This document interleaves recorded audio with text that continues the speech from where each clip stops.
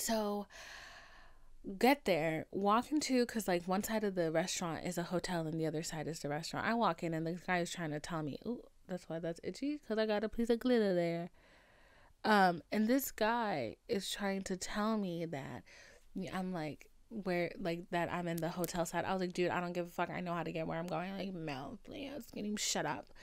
So I go and I sit down, and like my two homegirls are there, and I at this point we are waiting for um 4 people, because I invited the photographer to dinner, but the photographer is my friend's friend. So they were coming together. And I was waiting for one of my girlfriends and then one of my other homeboys.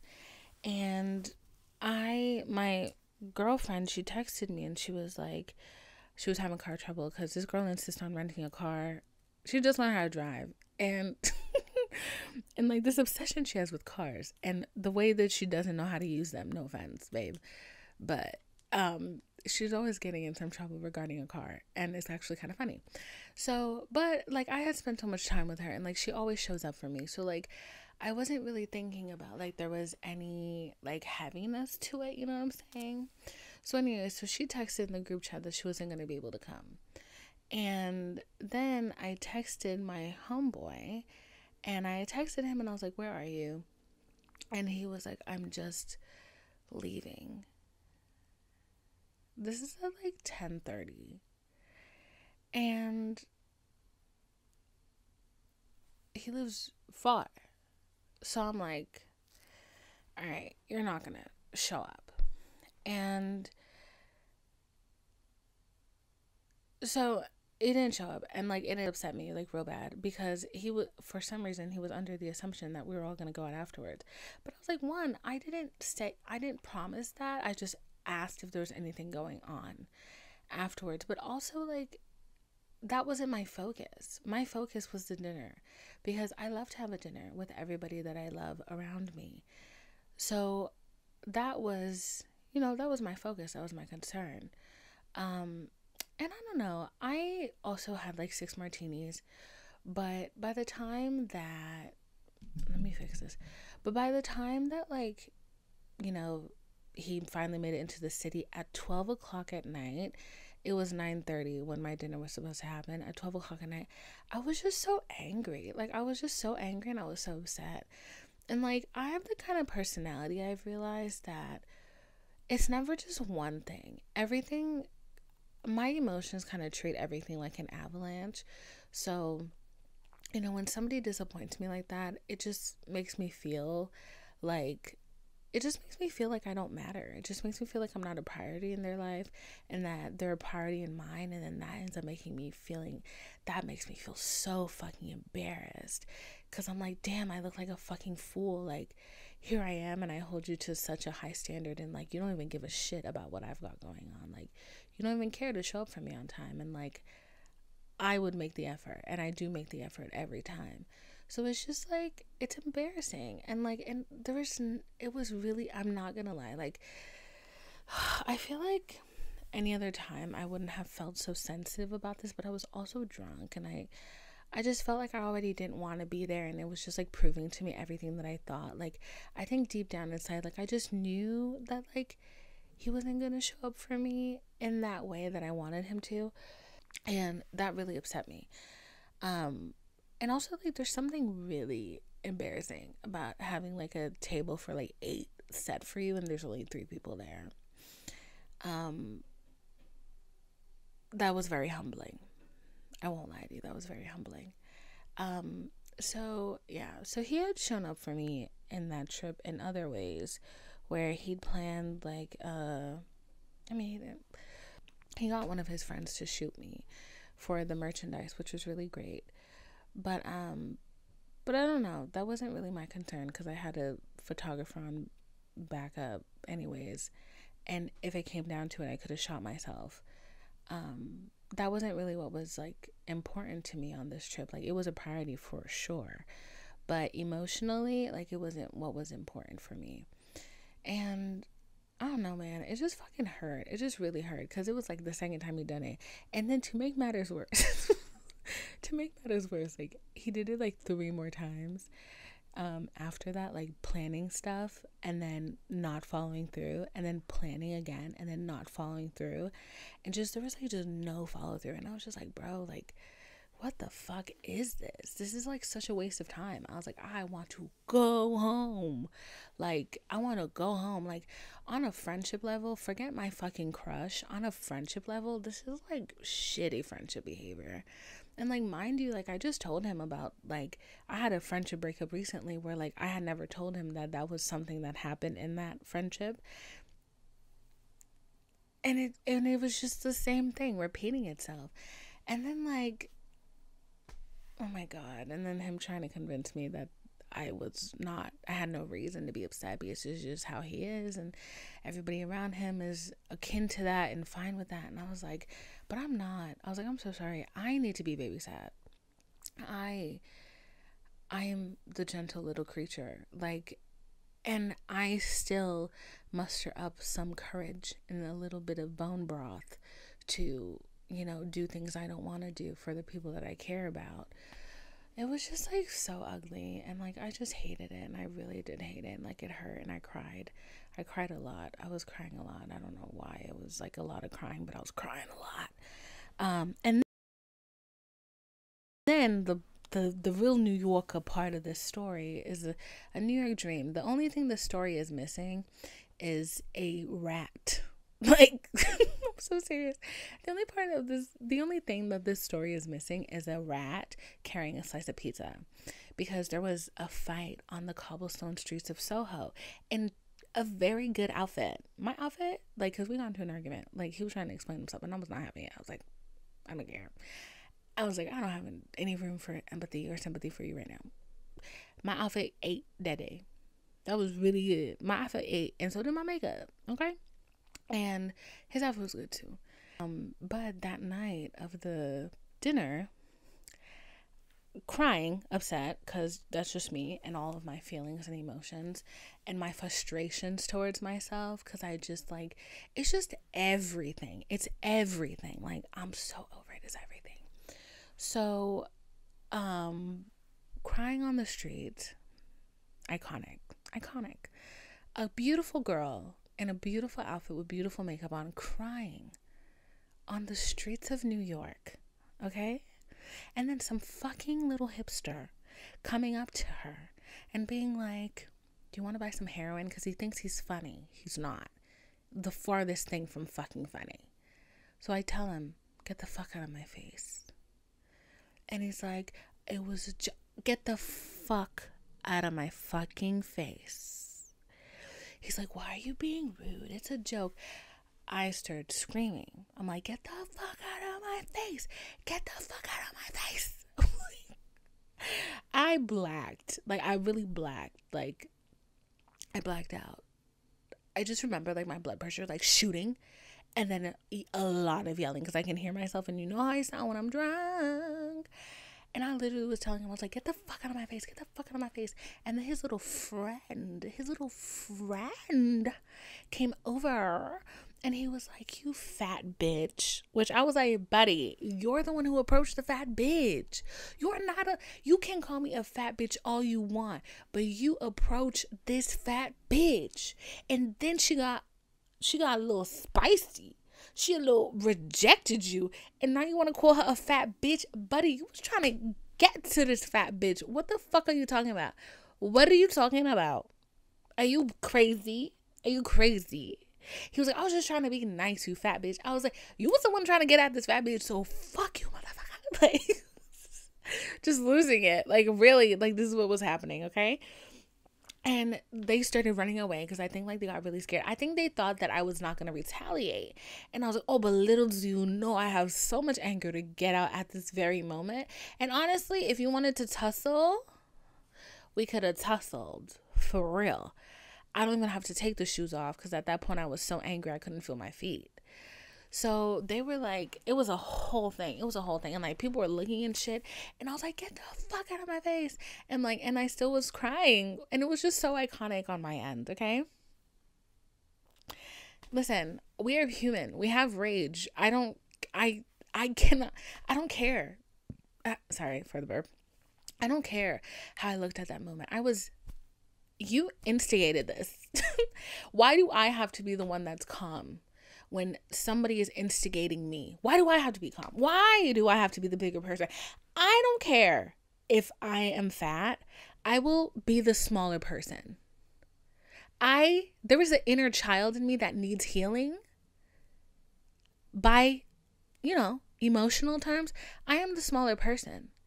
And I'm going to act like it. Because why would you instigate me? You come at me with no fucking rhyme or reason, just a whole lot of attitude and a fucking sense of humor that you think is amazing. And I'm supposed to go along with that. No, bitch, I'm fighting you. So don't. Anyways, left, finally got a cab, went home. The absolute cherry on top of this night is my friend saying, literally grabs my hand lovingly, and she's like, babe, at least we have cake. And we get home and this cake tastes like trash. It's dry, flavorless. The icing just tastes like straight up vegetable shortening. Okay? Straight up vegetable shortening. To the point where we were like, is this meant to be eaten? Because why does this taste like this? Wake up in the middle of the night, diarrhea. My friend is throwing her guts up.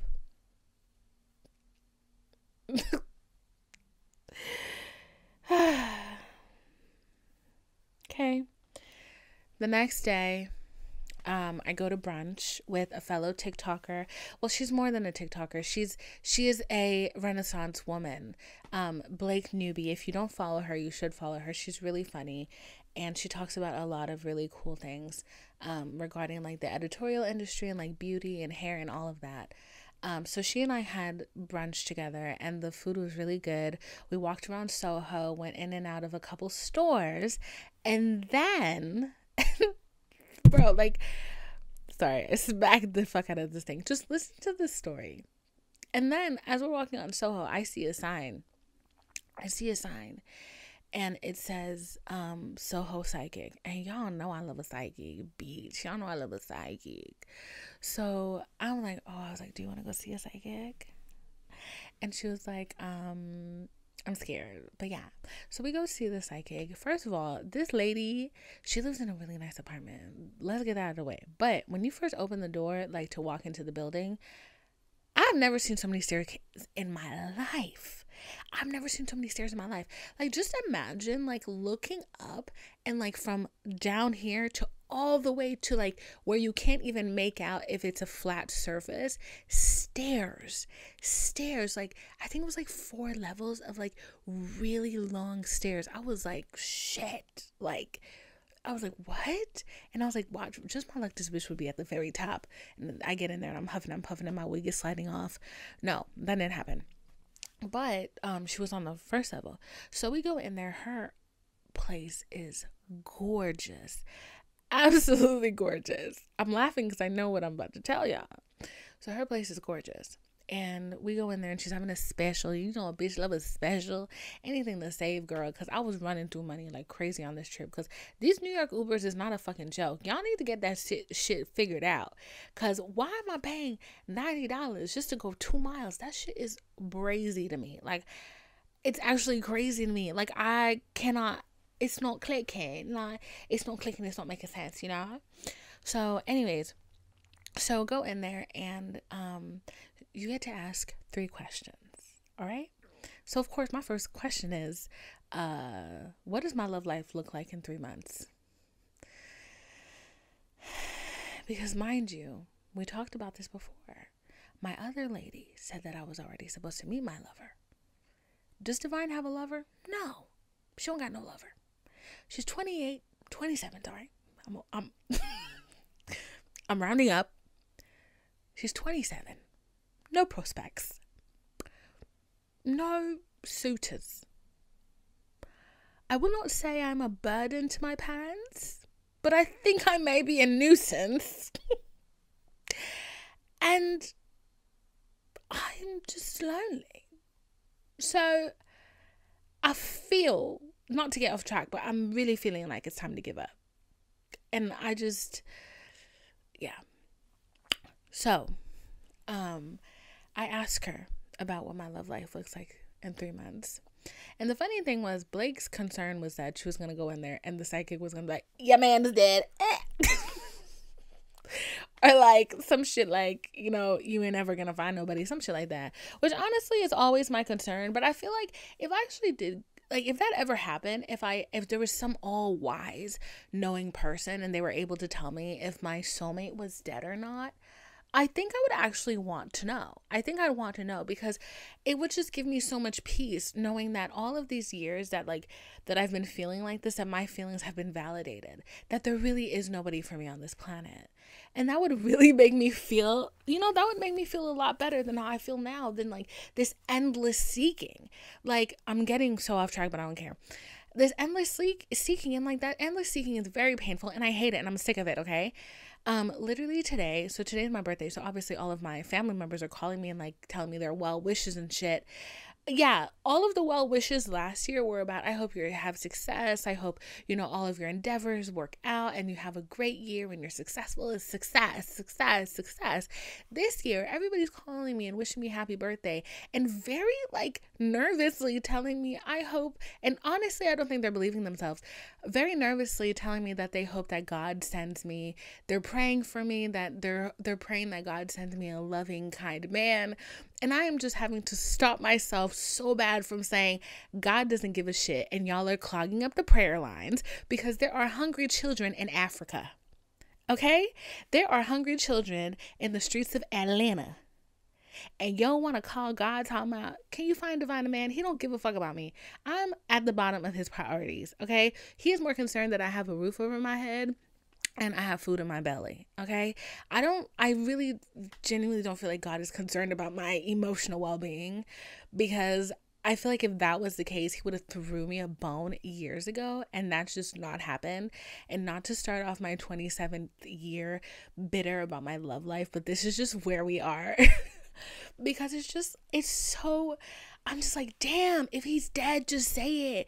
If you just forgot when you were mixing me, when you were doing the Powerpuff Girl mix, if you just forgot to add the soulmate ingredient, girl, just send me a sign, knock the ring light over, cut my mic, cut the cameras, do one of them. Cause I'm like, what am I doing? What am I doing?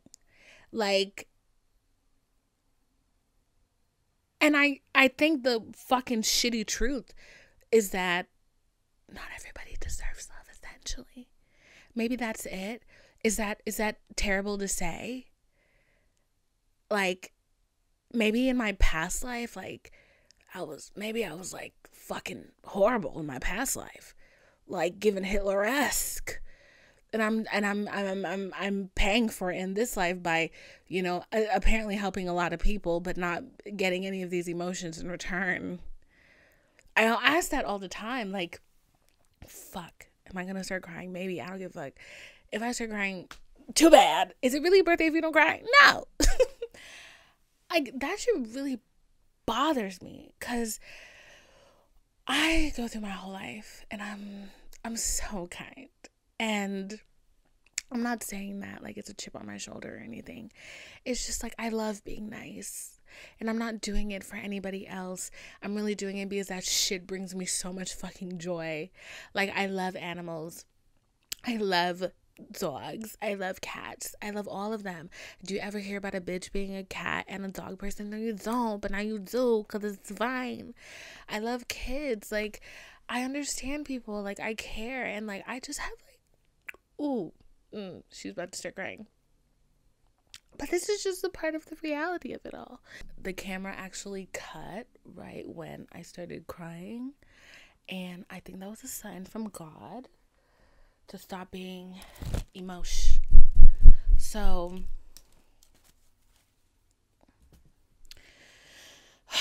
It's just annoying. It just really is annoying. And I feel like I'm just, she's just not going to get what she wants. Period.